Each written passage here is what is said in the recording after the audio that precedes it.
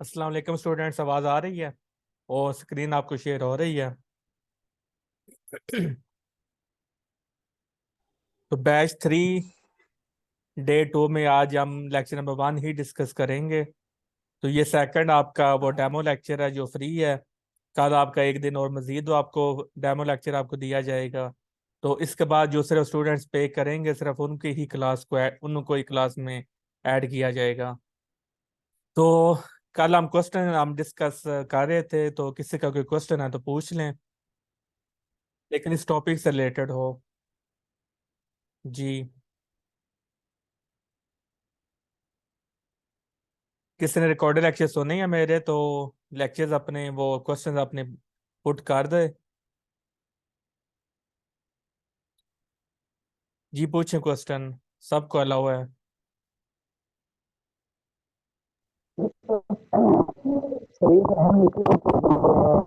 आपके ना वीर खान, आपके पीछे डिस्टॉर्शन बहुत ज्यादा है, या तो टाइप कर दें या सही तरह आप डिस्टॉर्शन खत्म करें।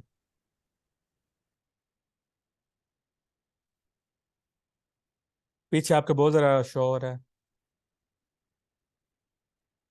कोई और पूछ ले, या बस आज देखिए ये बहुत बुरी बात है कि आप लेक्चर्स को पढ़ के नहीं आते। इस तरह पढ़ने का आपका कोई फायदा नहीं है। आज फीमेल्स का रिजल्ट आया है, लेक्चरर फीमेल्स का, पीपीएससी से। तो उनमें से आप भी आज एक स्टूडेंट हो सकते थे जिनकी फाइनल जॉब हो सकती थी। तो फाइनल जॉब उन्हीं की होती है जो बहुत ज़्यादा मेहनत करती हैं। आई थिंक सो किसी का कोई क्वेश्चन नहीं है। वीर हाँ क्वेश्चन पूछें।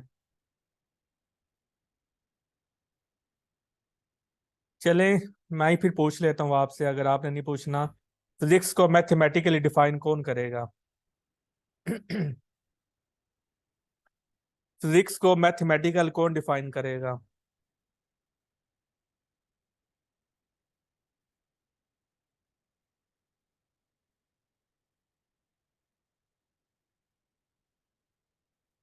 क्वेश्चन आया है, आसम ने पूछा है सर जब नंबर ऑफ न्यूक्लियॉन ज्यादा होंगे तो स्ट्रॉन्ग न्यूक्लियर फोर्स ज्यादा होगी, या सारों के लिए सेम है, नंबर ऑफ न्यूक्लियॉन्स पर डिपेंडेंट नहीं करती ये स्ट्रॉन्ग न्यूक्लियर फोर्स?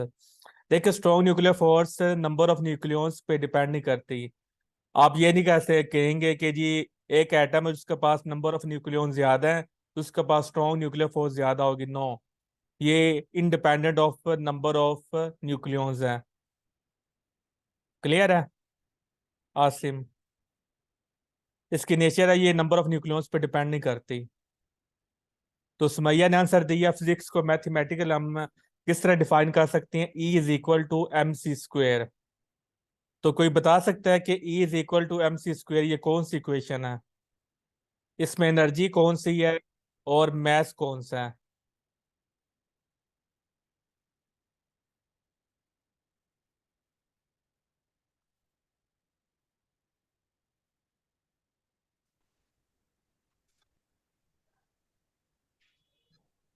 तो क्वेश्चन आइंस्टाइन के, लेकिन इसमें एनर्जी कौन सी है और मैस कौन सा है?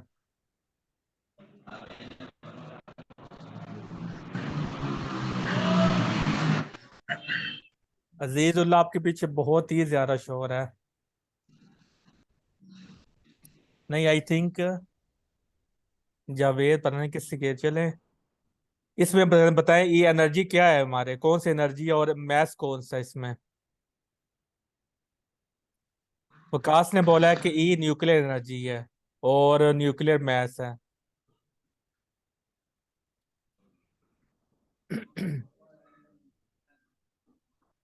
किसी को नहीं पता?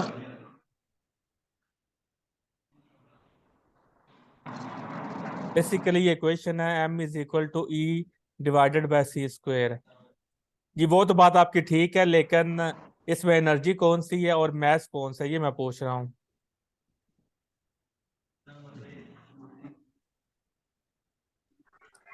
चलिए मैं ही बता देता सर हूँ इसमें इसमें जो। जो मैथ्स है ना ये तो, जी। इसमें जो मैथ्स है यहाँ पे रेस्ट मैथ्स की बात हो रही है बेसिकली ना। ये जो आइंस्टाइन है उन्होंने ये बोला था कि हमारे पास जो मैथ्स होता है ना, बेसिकली वो एनर्जी ही की एनालॉजी है। तो जो आपका मैथ्स किसी भी चीज का ना, वो बेसिकली जो उसके अंदर सम ऑफ ऑल इंटरनल एनर्जीज है ना, उनका सम, और उसको हम चीज कैसे डिवाइड करते हैं तो विल गेट दैट मैथ्स जो भी किसी बॉडी के अंदर होता है। तो वो भी मतलब अगर हमने कुछ ऐसे एक्सपेरिमेंट किए जिसमें 99% में मैथ्स मिल रहा था, लेकिन वो बीच में 1% मैथ्स जो था ना, वो गायब था। तो उन्होंने 1% मैथ्स को उन्होंने बोल दिया कि ये जो मैथ्स है ये किस्म की मतलब कह सकते हैं ये। मेरा डिस्कनेक्ट हो गया था। तो बेसिकली आप ये कह सकते हैं कि E इज इक्वल टू, तो बेसिकली आप ये कह सकते हैं कि जो E is equal to M C square है, ये कौन सी इक्वेशन है? रेस्ट मास एनर्जी इक्वेशन है। अब ये इक्वेशन आपको बताती है कि बहुत ही थोड़ा सा जो मास है, फॉर एग्जांपल अगर आप 0.1 ग्राम लेते हैं, जब आप उसको सी स्क्वेयर से मल्टीप्लाई करेंगे तो आपको आंसर बहुत बड़ा मिलेगा। तो यानी कि ये हमें इक्वेशन बताती है कि बहुत ही थोड़े मैथ से आपको बहुत सारी एनर्जी आपको मिलेगी।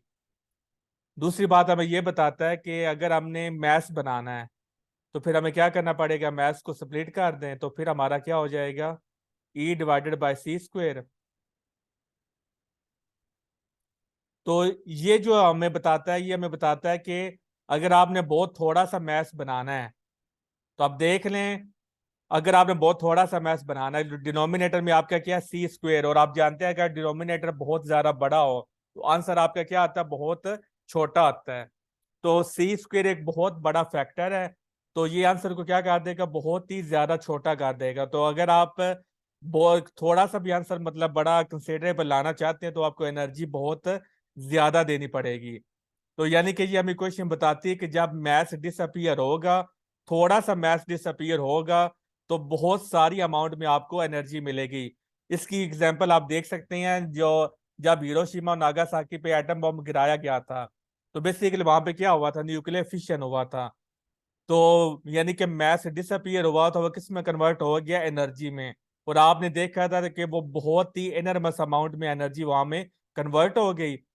और वो इतनी हाई अमाउंट में एनर्जी में कन्वर्ट हुआ और बहुत ही थोड़ा सा यूरेनियम को यूज किया गया था। आई थिंक सो, जो मुझे याद है कि 0.6 ग्राम, अगर किसी को कोई वैल्यू एग्जैक्ट याद है तो वो बता दे काइंडली। 0.6 ग्राम जो है ना यूरेनियम का, वो यूज किया गया था। आवाज मेरी सही नहीं आ रही?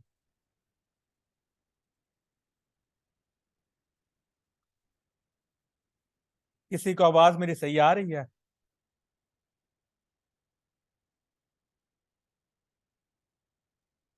हाँ सही आ रही है सर। चलें, अगर किसी को कट रही भी है ना, वो रिकॉर्डिंग लेक्चर में आपको वो सही तरह सुनाई देगी। जो रिकॉर्डेड लेक्चर है उसमें आपको सही तरह सुनाई देगी। जो इंटरनेट का वो कभी सही हो जाता है, कभी खराब हो जाता है। तो हिरोशिमा नागासाकी पे जो एटम बम गिराया गया था ना, उसमें जो यूरेनियम यूज किया गया था, वो उसकी अमाउंट थी सिर्फ 0.6 ग्राम। और उससे इतनी ज्यादा एनर्जी क्रिएट हुई कि आप वो देखा कि जो इंसान है वो भाप बन के उड़ गए थे। ऐसे ये बहुत सारे इंसान थे जो जिनको मौका ही नहीं मिला मौत की, मतलब है पेन को बर्दाश्त करने का। जैसे एटम बम गिराया गया वहां पर टेम्परेचर बहुत जल्दी क्या हुआ? वो इंक्रीज हो गया और इंसान क्या हो गया? वो सारे भाप बन के उड़ गए। तो ये इक्वेशन बहुत ही इंपॉर्टेंट है। तो ये आपसे इंटरव्यू में पूछी जाती है, ये आपसे पूछा जाता है कि जी इसकी फिजिकल सिग्निफिकेंस बताएं। तो वो मैंने आपको आइडिया दिया है, तो आप इसको यूज कर सकते हैं। फिर नेक्स्ट है, आज किसी का आई थिंक कोई सवाल नहीं है। जी अजीजुल्लाह, सारे के सारे जो लेक्चर्स हैं वो आपको रिकॉर्डेड मिलेंगे। अब ये हमारा आज डे 2 है, तो डे 2 में भी ये लेक्चर फ्री हैं, डे 3 में भी लेक्चर फ्री होंगे। तो जब डे 4 हो जाएगा फिर आपको जो पेड स्टूडेंट होंगे सिर्फ उनको लेक्चर की रिकॉर्डिंग मिलेगी। और लाइव क्लास में भी सिर्फ वही ऐड अप हो जाएंगे। तो डे 2 और 3 ये 3 दिन मैंने डेमो के लिए रखे हैं, तो इसलिए ये पब्लिक लेक्चर है, ये सबको मिलेंगे। तो देखिए, जो फिजिक्स है इतनी ज्यादा इंपॉर्टेंट ब्रांच है, इसको हम कहते हैं the king of all the sciences. अब देख ले कि जो बायोलॉजी है, आसिम कह रहा है कि दोबारा रिपीट करते। आसिम क्या रिपीट करूं, क्योंकि इसमें ना काफी लंबी चौड़ी बातें हैं। तो अगर आपने सारा मतलब अगर आपकी आवाज के इशू था वो फिर आप रिकॉर्डिंग में सुन लीजिएगा, तो अगर कोई क्वेश्चन है वो फिर आप पूछ लें।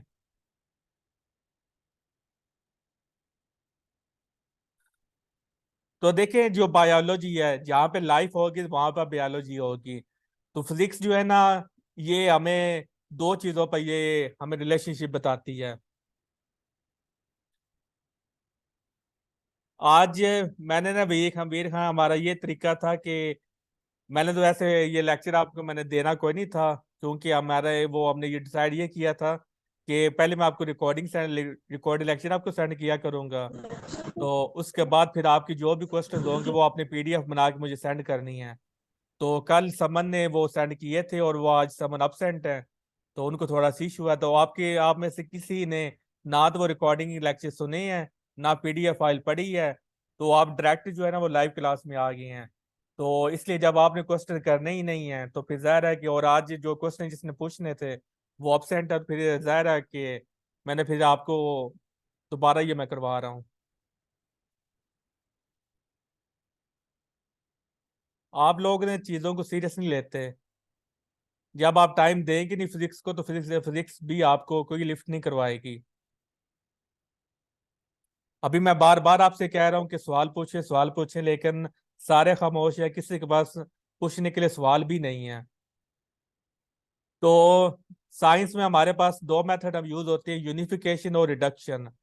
देखिए जो यूनिफिकेशन क्या होती है, यूनिफाई करना, चीजों को इकट्ठा करना। फिजिक्स में ये बहुत ही ज्यादा इंपॉर्टेंट चीज है। इसकी बेस्ट एग्जांपल आप दे सकते हैं मैक्सवेल की इक्वेशंस। तो वीर हान पूछे ना क्वेश्चन, मैंने आपसे कब पूछ रहा हूँ।